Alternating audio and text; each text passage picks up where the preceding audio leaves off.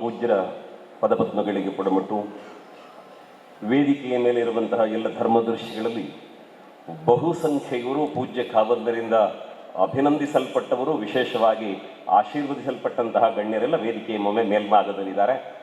ಅವರಿಗೆ ಮತ್ತು ವೇದಿಕೆಯ ಮುಂಭಾಗದಲ್ಲಿರುವಂತಹ ಎಲ್ಲ ಸಜ್ಜನ ಬಂಧುಗಳಿಗೆ ಗೌರವದ ವಂದನೆಗಳನ್ನು ಸಲ್ಲಿಸ್ತಾ ಒಂದೆರಡು ಮಾತುಗಳನ್ನು ನಿಮ್ಮ ಮುಂದೆ ಆಡುವುದಕ್ಕೆ ನಾನು ಸಂತೋಷ ಪಡ್ತೇನೆ.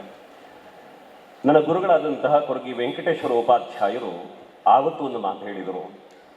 ಪೂಜ್ಯ ಹೆಗ್ಗಡೆಯವರ ಊರು ಧರ್ಮಸ್ಥಳ, ಇಡೀ ಭಾರತ ದೇಶವೇ ಅವರ ಕರ್ಮಸ್ಥಳ ಅಂತ ಒಂದು ಮಾತನ್ನಾಡಿದರು. ಆ ಮಾತು ಸಾಕ್ಷಾತ್ಕಾರಕೊಂಡ ಬಗೆ ಏನು ಅನ್ನುವುದನ್ನು ಡಾಕ್ಟರ್ ಮೋಹನ ಆಳ್ವ ಅವರು ನಿಮ್ಮ ಮುಂದೆ ಈಗಾಗಲೇ ತೆರೆದಿಟ್ಟಿದ್ದಾರೆ. ಪೂಜ್ಯರು ಯಾವತ್ತೂ ಒಂದು ಮಾತು ಹೇಳುತ್ತಾರೆ, ಯಾವುದೇ ಸಂಭ್ರಮದ ಘಳಿಗೆಗಳಲ್ಲೂ ಕೂಡ ನನ್ನ ಬಗ್ಗೆ ಹೇಳಬೇಡಿ, ಕ್ಷೇತ್ರದ ಬಗೆಗೆ ಹೇಳಿ, ಕ್ಷೇತ್ರದಿಂದ ಮಾಡಿದ ಸಾಮಾಜಿಕ ಕಾರ್ಯಗಳ ಬಗ್ಗೆ ಹೇಳಿ ಅಂತ ನಮಗೆ ತಿಳಿ ಹೇಳುತ್ತಾ ಬರ್ತಾರೆ. ಅಂದರೆ ಇಲ್ಲಿ ತಾನು ನಿಮಿತ್ತ ಮಾತ್ರ ಅನ್ನುವುದನ್ನು ಅವರು ಅಡಿಗಡಿಗೂ ಸಾರುತ್ತಾ ಬಂದವರಿದ್ದಾರೆ.